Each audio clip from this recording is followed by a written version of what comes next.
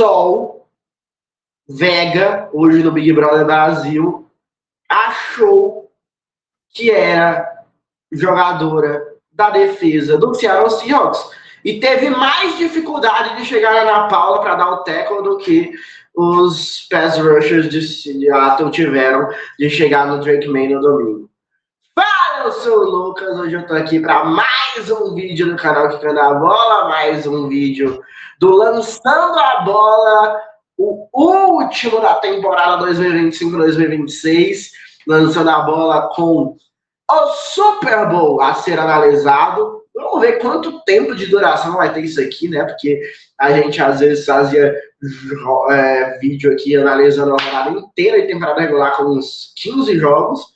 E agora a gente só tem um jogo para falar. E aí vamos ver quanto que a gente consegue render de programa para esse Lançando a Bola. Mas é um jogaço, é um jogo especial. É o Super Bowl 60, que deu título para o Seattle Seahawks, que venceu a equipe. Tá aí, tu travou de novo. Presta, então, João Neto, se apresente enquanto eu vou buscar outro. Por que que eu... te apresentar como? O cara tá derrubando tudo. Enfim, Seattle Seahawks campeão, uma partida de bastante dominância. O Patriots se incomodou em pouquíssimos minutos. E... E é isso, eu acho que é. Meu filho ainda tá bebo de comemorar o título? Não, porra. Vou falar o quê? O time foi campeão, amassou, muito foda. E é isso. Vamos falar de Sam Darnold, que é o primeiro da classe dele, né, a ser campeão do Super Bowl. Já tinha o primeiro quarterback da história de USC a ser campeão do Super Bowl também. O primeiro que tinha chegado ao Super Bowl já era ele, né? Agora também confirmou com o título o primeiro a ser campeão da NFL. E assim, é um pouco aberração, né, no esporte ele ser campeão antes do Lamar Jackson e do Josh Allen. Mas é muito culpa dos outros dois também, né? Então, não tem o que fazer. Não é só culpa deles, é um esporte coletivo, mas eles têm muita culpa nessa história também, não tem o que fazer. Não, pois é, o Josh Allen tem algumas... A eliminação pro Broncos é muito na culpa dele, assim. O Sean McDermott é demitido porque, enfim, o Sean McDermott, ele é a demissão CDI. Ele foi colocando ali pouquinho, aí chegou uma hora que teve que dar o retorno, né? E aí, mas assim, Josh Allen, o meio que tipo assim, os dois pararam no porteiro da AFC, que é o Mahomes, e quando não tinha o porteiro, não tinha Lamar também, e o Josh Allen fez uma partida ridícula, e a gente entra muito naquilo de que um time seria campeão apesar de Sam Darnold, mas foi campeão por causa do Sam Darnold. Porque, cara, se não é ele contra os Rams, tipo assim, será que. É porque é foda a gente ficar, será que? Mas o Sam Darnold é um quarterback de playoff melhor do que o Justin Herbert, por exemplo, que é um quarterback que tem mais ferramentas e que recebe mais que ele. Se provou ser essa temporada, né? Acho que na maior parte da carreira estavam em Não, prateleiras assim, parecidas. o Justin Herbert tem mais talento, recebe mais, é mais jogador. Só que o fato do Sam Darnold entender que ele pode evitar fazer besteira fez ele o quarterback mais consciente. É igual, por exemplo, só existem dois quarterbacks que foram campeões liderando turnovers na liga, que é o Sam Darnold e o Eli Manning. Qual era o grande mote do Eli Manning? Era ser decisivo e evitar ser burro quando ele não podia ser burro. E foi assim que ele ganhou do Patriots 2 vezes. Então, é, cara, o Sam Darnold, talvez ele não deve ser um Hall of Famer, ele não deve ser um cara que, pô, depois de Seattle, sei lá, ele vai ter um mercadão. Mas ele foi um cara que, pô, provou que talento, quando tá no ambiente certo, com um pouquinho mais de paciência, funciona muito bem. Porque se a gente for lembrar o histórico do Sam Darnold é tipo, ele tava no Jets, que é o Jets, aí ele vai pros Panthers, que conseguiu ir mal com ele, ir mal com o Baker Mayfield e ir mal na primeira temporada do Bryce Young. Então não é como se fosse só culpa dele. E aí ele vai para São Francisco, que tem um treinador melhor, mas assim, quarterback reserva. E quando ele volta, ele vai pro Vikings, e aí sim, é um time que ele tem ferramentas e vai mal nos jogos decisivos. Só que ele encontra em Seattle alguém que abraça ele, e aí o time vai funcionando muito bem. Mas para mim, uma das grandes histórias para a temporada que vem é o que será de Sam Darnold sem Clint Kubiak, que foi para os Raiders assim que ergueu o Lombardi. E o Clint Kubiak já foi anunciado, já deu até coletiva. Inclusive, ele disse que vai manter o Max Crosby, o que significa que o Max Crosby não vai ficar nos Raiders, porque em qualquer esporte, quando você fala que você conta com um jogador, o cara vai embora no outro dia. Então, eu não sei se Seattle já trouxe alguém, até porque depois que o time é campeão do Super Bowl, a última coisa que eu quero saber é como é que estão fazendo o staff. Eu sei que vai chegar alguém e é saber se essa pessoa vai conseguir fazer o standard de produzir. E assim, é muito. Clint Kubiak ganhando sua oportunidade como head coach na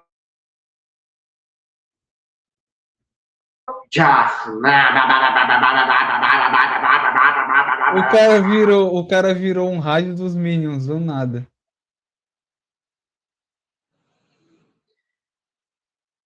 Clint Kubiak vai substituir Pete Carroll no Las Vegas Raiders, vai ser Cara, uma mentalidade mais... Carroll, né?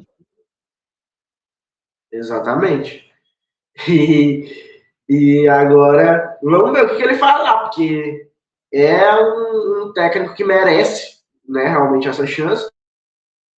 Ele já acho.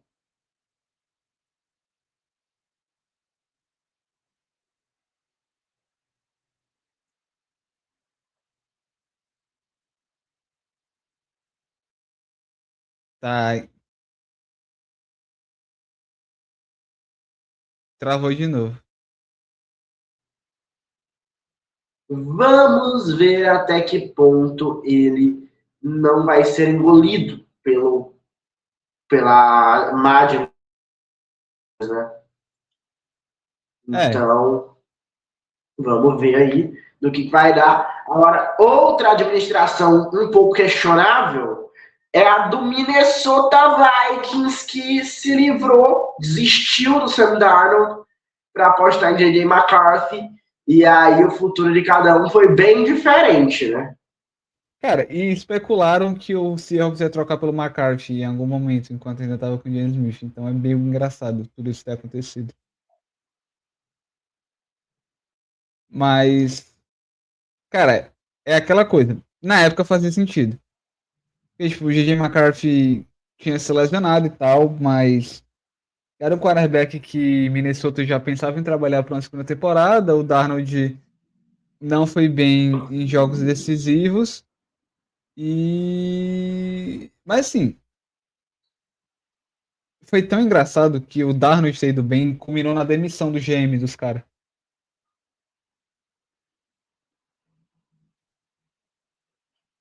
E aí agora eles estão com meio que um abacaxi na mão, né? Porque isso é o ano do vai ao racha do DJ McCarthy, que é um cara que simplesmente não consegue evoluir porque ele não consegue jogar. E quando joga, não enche os olhos de ninguém também. É. E assim, tudo isso teve a volta do Kevin O'Connell. Então, Obviamente. ficou muito no Sam Darnold no final das contas. Minnesota saiu perdendo o divórcio. Cara, é porque de tempos em tempos surge um Joe Flacco. Cara, isso é o Flacco nos Ravens totalmente. Exatamente. É muito doido. Eu acho que, inclusive, isto acontecendo anima outros times. Por exemplo, o Detroit Lions ficou fora dessa pós-temporada, mas era um time que vinha em ascensão, né? Então, eu acho que eles, muitas vezes, pensaram, os torcedores principalmente, será que a gente não está indo num caminho bom? Porém, falta um quarterback de elite, tipo, com o... Como é o nome do homem, meu Deus do céu? Há muito tempo que ele não joga. Jared Goff. Já. Jared Goff. Jared Goff. Mas com Jared Goff aí vai ficar difícil. Né? O próprio Los Angeles Rams, que foi eliminado por Seattle na final da conferência, chegou a essa conclusão em algum momento da sua história, né? Ali depois de perder o Super Bowl 53 com o Jared Goff. E aí mandou ele para os Lions. Mas eu acho que o torcedor dos Lions vê que, se dá para ganhar com o Sam Darnold, dá para ganhar com o Jared Goff. Até então, porque o ataque acho que anima um pouco esses times que podem ter um entorno ao redor do quarterback melhor do que de fato. Eu tô falando sozinho, desgraça, né? Tu não tá me ouvindo, não? Agora eu tô, mas eu acho que quem tava travado na gravação era eu, né? Eu tô não. Tu tá travando desde... Enfim, pode seguir.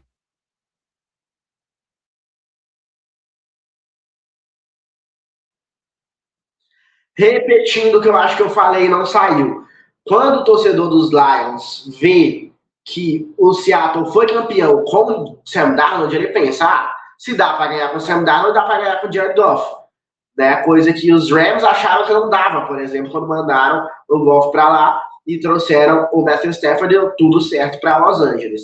Então, eu acho que tendo um entorno muito forte ao redor do quarterback, que faça o mínimo de besteira possível ali, acho que dá, e aí tudo isso depende muito de como são técnicos. Os Lions, né, se perderam um pouco na questão ofensiva, assim, o Ben Johnson vai ter aí que recomeçar de novo, provavelmente, e ver o que vai dar.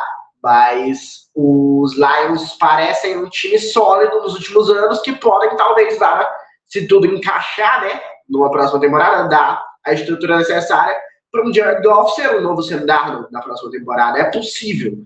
Né? Acho que o torcedor dos Lions é um cara que olha para esse título de Super Bowl do Seattle com esperança para eles mesmos. E, por exemplo, até o próprio Baker Mayfield. Tanto eu acho que tem menos ferramentas, claramente, do que Detroit, do que Seattle, para ajudar o Baker Mayfield nesse momento. Mas se houver mais alguns anos de uma gestão bem feita para montar um time forte ao redor deles, e uma comissão técnica também ajustar as coisas ali, é possível. Né? Fica provado que é possível a partir do momento que foi possível com o Sam Darnold. Não, e assim, o ataque de Detroit, ele era estruturado, principalmente nessa última temporada, de uma forma muito parecida com o de Seattle, né? Que você tinha dois running backs sendo a maior parte dos snaps, um quarterback para quando você precisava de uma jogada mais explosiva. E aí o time também, quando o jogo corrido não entrava, o quarterback dava uma patinada. Então, se você conseguir montar uma estrutura que você proteja o seu quarterback dos próprios defeitos, você consegue ir longe. Mas assim, você precisa também de uma defesa que recupere bastante a bola, que sufoque o ataque adversário. Seattle ganhou 3 jogos. Um por causa do quarterback. Foi a grande partida da carreira de Sam Darnold contra Los Angeles. Que Seattle, inclusive, perde o principal running back, né, o Zach Charbonnet, que é o running back que tinha mais toques na bola, e aí tem que entrar o Kenneth Walker. E aí o Sam Darnold tem mais rédeas da partida e tal. Se Detroit conseguir fazer aí, e óbvio, Seattle teve a folga, né? Então é um jogo a menos. Óbvio que assim, é uma série de fatores muito importantes para que algo assim aconteça, mas é totalmente possível. E aí eu acho que o Kenneth Walker é uma amostra de que realmente esse título tinha que ser de Seattle. Tudo deu certo para os Seahawks nesse ano. É impressionante. Assim, realmente, tudo que era para dar certo deu certo. Tudo que era para dar certo na temporada, na pós-temporada, no Super Bowl. Porque eles perdem o Zach Charbonnet. A gente falou sobre isso aqui no programa, na edição que o Zach Charbonnet é lesionado e fica fora da temporada. E a gente falou, vai ficar difícil, que vai ter que carregar esse piano sozinho. E carregou, e foi o MVP do Super Bowl. Tipo, Foi ninguém. obviamente o ataque do time, né? Ele e o Josh Myers. Cara, ele foi o primeiro running back MVP 28 anos. 28 ou 29 anos, tipo o Terrell Davis. É que eu não lembro se a Atlanta é campeão em 97, válido pela temporada 97 ou válido pela temporada 98. Isso eu não lembro. Mas enfim. O que eu vi é que Desde o foi Terrell... em 98, então talvez seja pela temporada 97. Né? Pela temporada 97. Mas enfim, não muda a conta. São 28 anos de que um running back não era MVP. E assim, o Sandarno sai com touchdown nessa partida, mas é um jogo onde se não tem o Kenneth Walker, o ataque talvez não tivesse ido para a red zone 3 vezes durante o primeiro tempo e não tivesse aberto 9-0 até o chute do Bad Bunny. Então ele foi muito importante como carregador de piano. Eu acho isso válido. O meu voto para MVP da final seria o Byron Murphy, por causa dos 2 sacks e por tudo o que a linha defensiva de Seattle fez. Mas para mim o MVP do Kenneth Walker terceiro está totalmente justo, é uma coisa que ninguém imaginava. Porque ele era um cara que teve menos touchdowns durante a temporada porque ele era o running back de campo aberto. Né? O Zach Charbonnet era o cara das 20 jardas finais. Ele acaba tendo que assumir esse protagonismo e vai muito bem. Eu acho que não tem como o cara correr bem o jogo todo. Eu acho que ele oscilou, mas isso é normal para posição. Tem vezes que o defesa vai minimamente conseguir parar uma corrida. Mas quando ele conseguia sair para jogadas explosivas, era uma coisa bizarra. Pois é, e a defesa dos Patriots foram bem contra o passe, né? Principalmente o Christian Gonzalez fez um jogaço. Assim, se tem alguém que sai por cima deste Super Bowl do lado de New England, é Christian Gonzalez. Jesus amado. É tanto que Jackson Smith-Njigba não fez nada, além de quase sofrer uma concussão. Se o Patriots ganha o Super Bowl, o MVP é o Christian Gonzalez. Ele não deixou nenhum recebedor jogar. O touchdown foi do DJ Barnes. Pois é. E é o segundo ano seguido que o Super Bowl é vencido por um time que o seu principal jogador ofensivo não consegue jogar, é anulado pelo adversário, porém, em todo o resto, o time que anulou o principal jogador ofensivo do adversário foi completamente dominado. Foi assim que o Kansas City ano passado tirou também o Saquon Barkley. Saquon Barkley do jogo e mesmo assim perdeu, foi amassado porque foi dominado em todas as outras coisas do jogo. Agora o Patriots tira o Jackson Smith-Njigba do jogo e mesmo assim é completamente amassado porque é completamente dominado em todos os outros aspectos do jogo. Pois é. E aí, eu acho que tem um ponto que é importante a gente falar, que o Drake May fez uma partida horrível, e aí ele consegue 2 touchdowns no momento que a defesa do Seahawks não tá nem aí. Tipo assim, a primeira jogada é muito mérito dele, eu acho que fora do Rick Woolen, porque são 2 passes longos em sequência, ele chega na red zone, todos no cara que o Rick Woolen estava marcando. E o outro, se eu não me engano, é quando já tem a segunda interceptação, que o Everaldo já disse que Seattle ganhou, e aí meio que já tá todo mundo na moda caralho. O Patriots erra, inclusive, o ponto extra. Então, lembra que a gente falava muito que tinha muito quarterback contra Seattle, eles farmavam muito número porque estava em garbage time? Me passou essa sensação mesmo no Super Bowl. Foi tipo o Mahomes virando gente no último quarto quando já não tinha mais possibilidade de virar. Para mim, essa foi a partida do Drake May. Um cara que foi trucidado o jogo inteiro. Talvez não o pior jogador de ataque, porque o Will Campbell fez uma partida horrível, jogador de linha. Mas daqui, sei lá, 10 anos, se alguém tentar relativizar, é porque essa pessoa não viu o jogo. Ela olhou o box score. Eu acho que a tua análise é perfeita, mas eu acho que o Drake May, especificamente, tipo, não é que ele... O segundo touchdown total, é garbage time. Mas o primeiro, eu acho que ainda não. Eu acho que o primeiro, inclusive, é o Drake May querendo começar, talvez, a entrar para a história. Tipo, vou começar agora essa nossa corrida para fazer uma virada das maiores da história do Super Bowl. Não, pois E, tanto que tipo, se eu não me inclusive, engano, ele consegue, né, o touchdown, um depois three and a out defesa depois. consegue o three and out e ele estava indo bem na campanha seguinte. Né? E a defesa, e o ataque como um todo dos Patriots tinha que se soltar mais ali. Era agora ou nunca. É. Porque o jogo inteiro ele estava sendo. Por que estava porque, para mim, claramente, existem dois erros principais no play caller do Josh McDaniels nesse jogo. O Não ter primeiro, colocado o Drake May para fazer scramble. exato, tinha que muitas vezes ele sair do pocket, tentava as próprias pernas, coisa que ele não tentou. Isso é o principal, na minha opinião, sinceramente, porque dificilmente ia ter, né, assim, óbvio que pode rolar um fumble e tal, mas é um tipo de jogada diferente do que eles estavam tentando, que poderia dar em mais coisa, porque o que eles estavam tentando estava dando em nada, e que tinha menos chance de rolar turnover. Então, o Drake May correndo com a bola tinha que ter acontecido mais.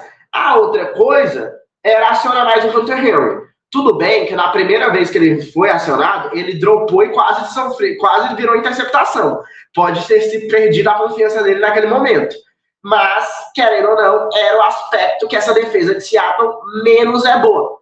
Então era uma chance de você atacar com um jogador que é bom, que é o Hunter Henry, e que poderia ter dado certo. E aí, eu acho que, a partir desse momento em que eles estavam, não fizeram nenhuma dessas duas coisas e só ficaram nesse jogo mais conservador. E por que eles jogaram mais conservador no ataque? Porque a defesa estava conseguindo manter o time vivo, né? Apesar de estarem sido amplamente dominados. A defesa estava mantendo vivos. De forma, assim, bizarra. E se eles tentassem arriscar mais, podia rolar turnovers e o time acabar perdendo de uma vez por todas, né? Então o time tentou se manter vivo até o final ali. Quando chegou no quarto, foi para arriscar, porque aí não tinha mais tempo, tentou qualquer coisa, e aí tava desenrolando bem, mas aí o passe na hora da interceptação é completamente errado, completamente, assim, muito, muito curto, e acaba virando interceptação. E aí o Drake May acaba com as chances do Patriots naquele momento, porque ele estava botando o time no jogo de novo, mas ele que tirou também de volta. É. E lembra que tipo, no pré a gente falava, pode ser a repetição do primeiro Super Bowl do Brady, como pode ser o Burrow contra o Rams.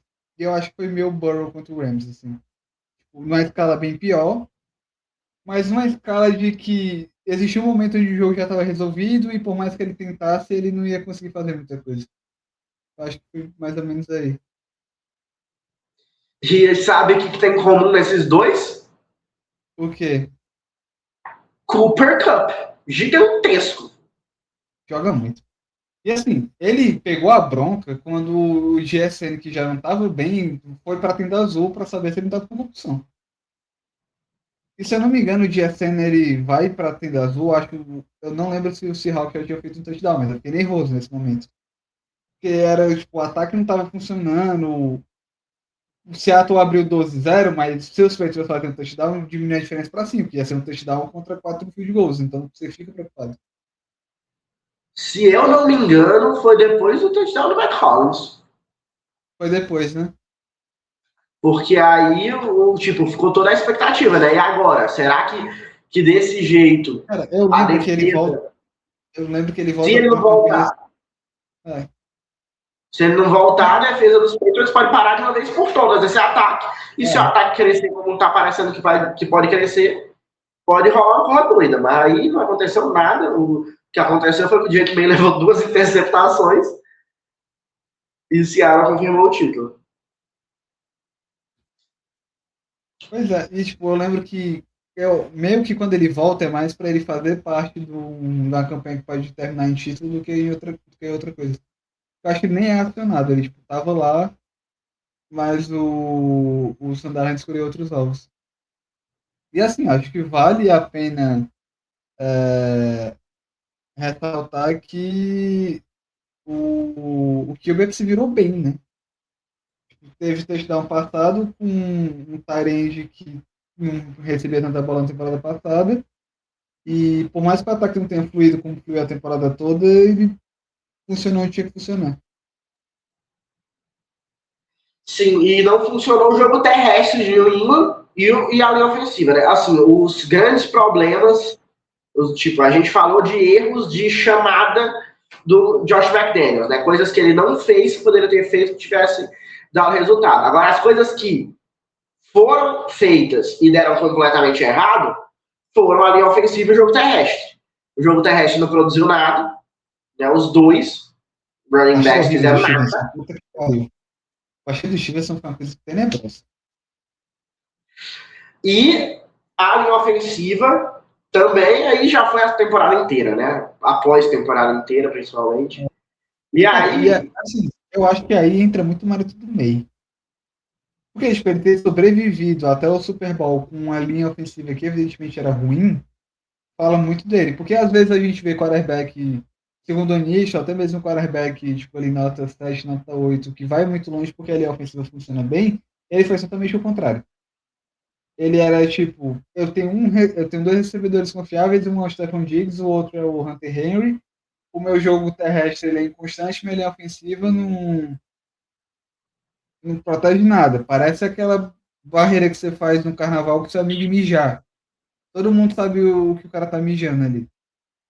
E aí, mesmo assim, cara, ele foi até. Ele atingiu o limite da competência. E aí, mais uma vez, eu falo. O time que não faz jogo tranquilo, em algum momento vai dar uma merda. Foi assim o Rams e assim o Patriots.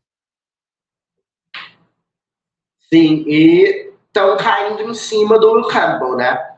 Tá É, virando bode expiatório. porque assim, desde o draft o pessoal fala do tamanho do braço do Will Campbell, que é braço de guarda e não braço de tackle, né? Pois é, pra sorte dele, pelo menos estão falando isso. Não estão falando que ele tem que sair do time.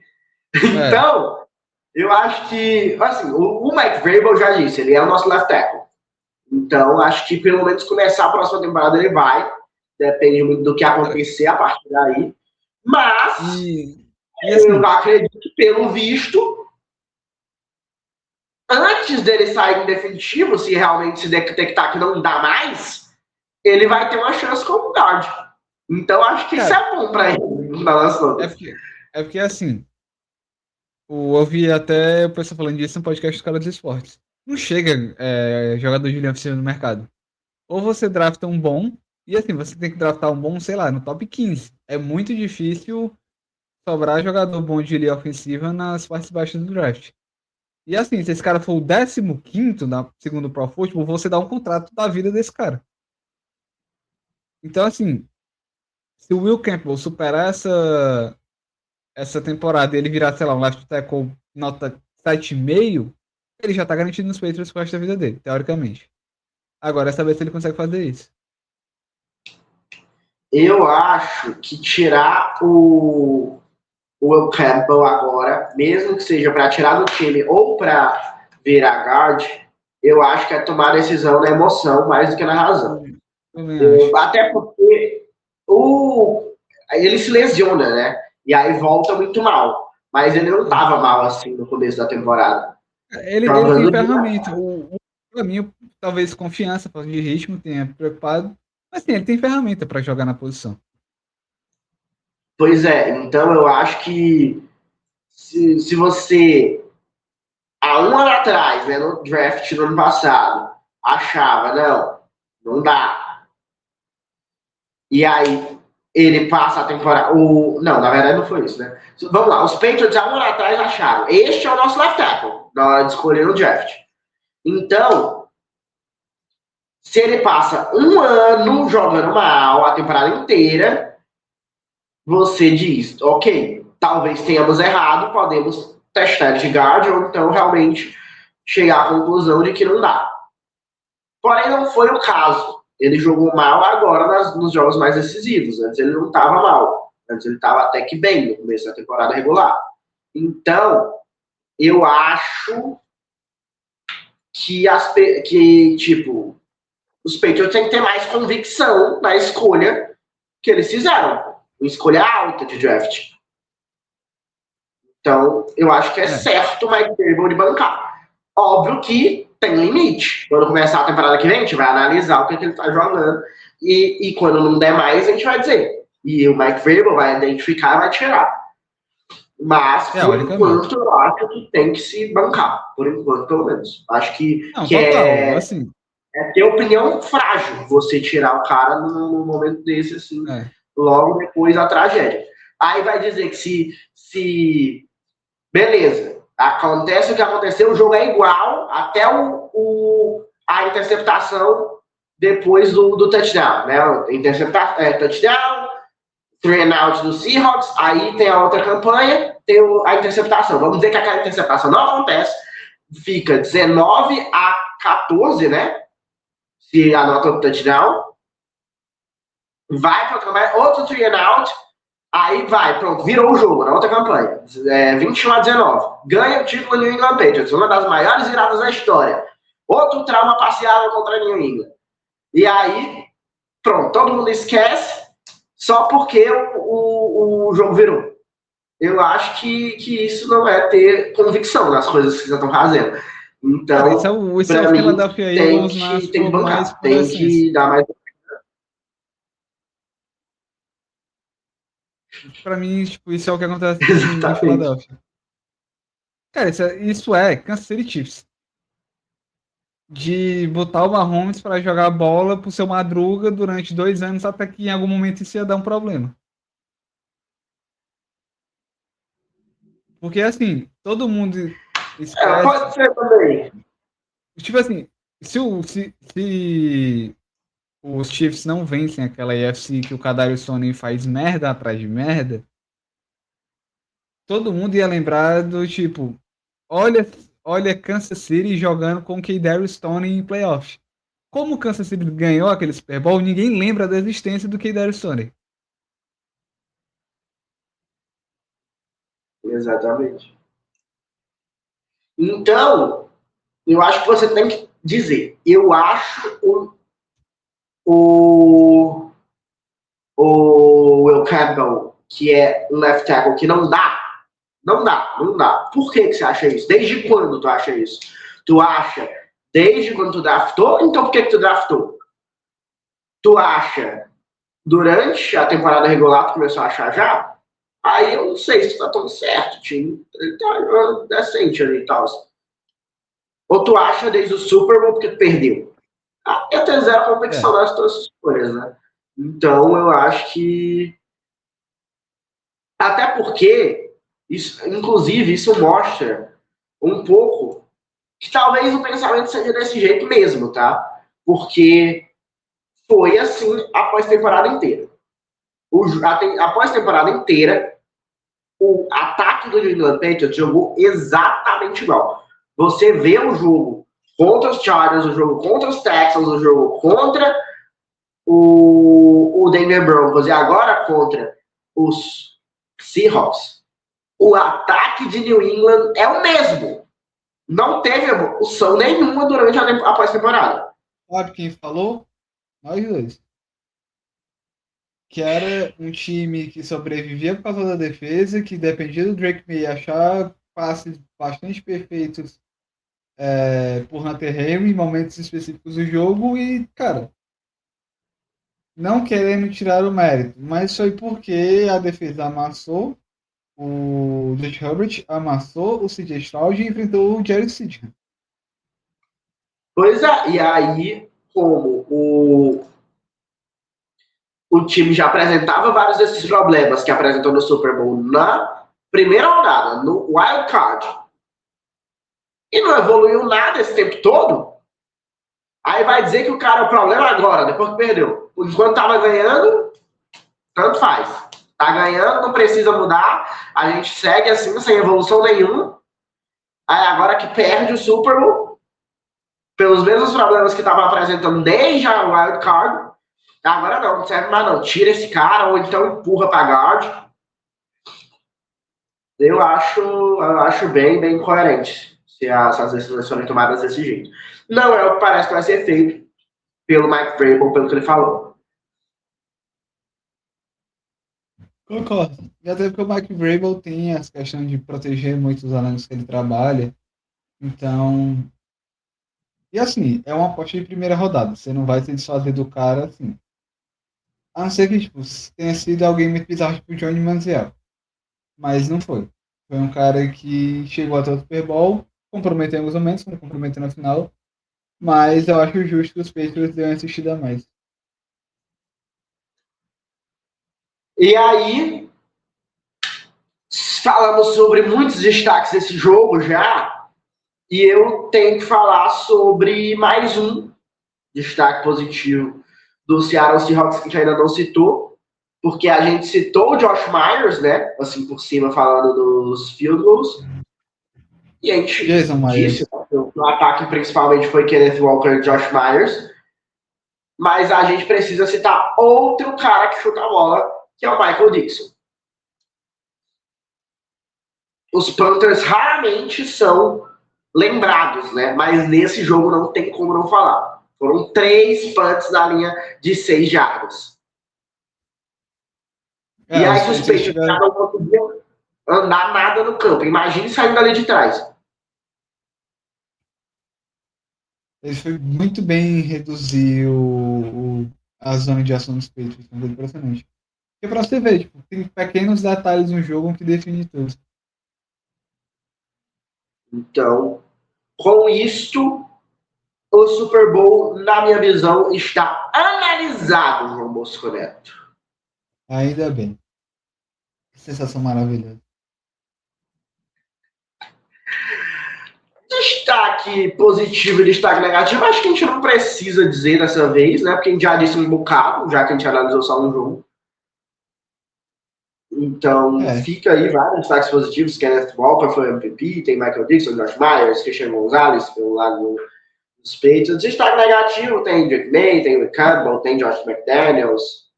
Então, são vários nomes aí que a gente poderia citar e que já citamos. E aí, vamos de recomendações, as últimas da temporada 2025, João Bosco Neto. Carnaval. Não importa se a cidade vai atrás. Minha recomendação é vai se sujar de maisena, beber cachaça.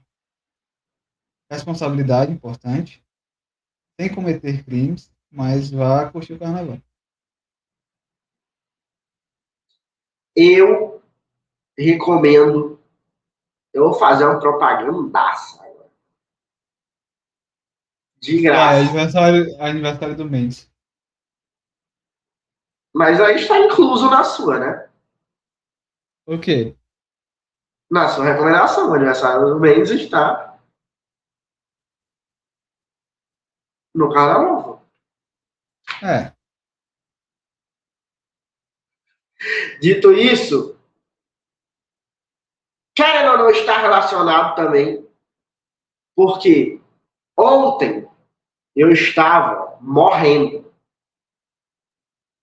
Estava sobrevivendo, só Deus sabe como, gripado. Ainda estou gripado, acho que minha voz está dando para perceber. Mas, graças ao chá Vic Pirena, eu passei de um zumbi morto-vivo para alguém que só está com o nariz entupido. Então, minha recomendação é Vic Pirena. Faça chá de Vic quando você estiver gripado. Resolve. Eu tenho outras duas boas para a gripe também. Uma é mel com alho e limão. Principalmente quando você está com tosse. É bom. E para sintomas como congestão, ipioca amarelo, limão e mel. Resolve também. E, graças a Deus, estou conseguindo me recuperar a tempo de ir para a recomendação do João Bosco Neto no carnaval que vai ser massa. Vai ser massa. Vai ser bom. Ah, meu Deus do céu. Ai, vamos. Acabou. Então, NFL, vamos aí. Não faço a menor ideia do que vai acontecer com esse programa. Isso a gente não discutiu ainda. Se vamos voltar só em setembro, se vamos fazer ainda toda semana com o que tiver de notícias, se vamos uma vez ou outra, em momentos específicos da off-season que forem mais relevantes, aparecer aqui. Ainda são coisas a serem definidas. Porém, para evitar ficar com saudade, deixem o seu like, se inscreve no canal e compartilha para todos os seus amigos darem a opinião deles também. João Bosco Neto, tchau. Foi uma grande temporada, obrigado para todo mundo que assistiu isso aqui. Deus abençoe vocês, importante. E, cara, canal do Bosquinho, @Bosquinho nas redes sociais, Bosquinho SZ no. Como é aquele negócio? TikTok. É isso. Obrigado. Meu relógio, meu relax faz tic-tac, a novinha do TikTok. Valeu!